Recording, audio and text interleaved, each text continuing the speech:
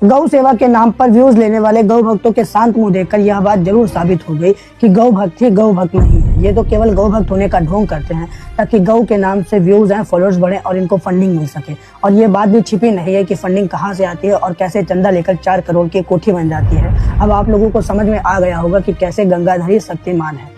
और अभी हमारे प्रिय प्रधानमंत्री नरेंद्र मोदी जी ओमान से हलाला सर्टिफिकेट लेके आए हैं ताकि इंडिया से सामान बाहर एक्सपोर्ट हो सके।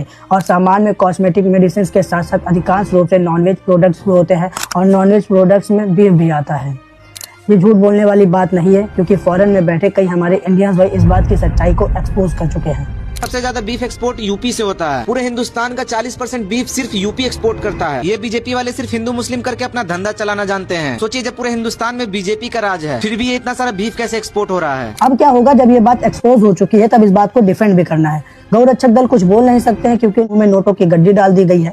थोड़ा सा डर भी रहता है कि अनपढ़ अगर कुछ बोलेंगे तो उल्टा सीधा भी बोल सकते हैं। इसीलिए यहाँ पर हमारे हिंदू साइंटिस्ट सुधांशु त्रिवेदी आते हैं और अंग्रेजी में कुछ गायों के साइंटिफिक नाम लेते हुए एक पतली सी लाइन बनाते हैं कि इंडिया से जो गायों का मांस एक्सपोर्ट होता है या फिर जो इंडिया के नॉर्थ ईस्ट में खाया जाता है वो हमारी गाय माता है ही नहीं, वो तो बॉस टोरस है और हमारी गाय माता तो बॉस इंडिकस है।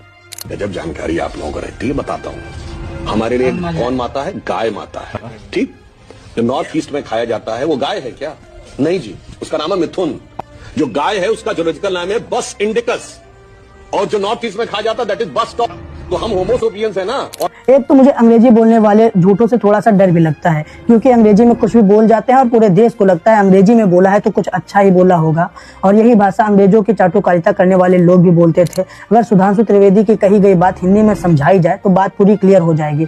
सुधांशु त्रिवेदी का कहना है कि इंडिया के नॉर्थ ईस्ट में जो गाय का मांस खाया जाता है वो हमारी गाय माता नहीं है, तो गाय मौसी है।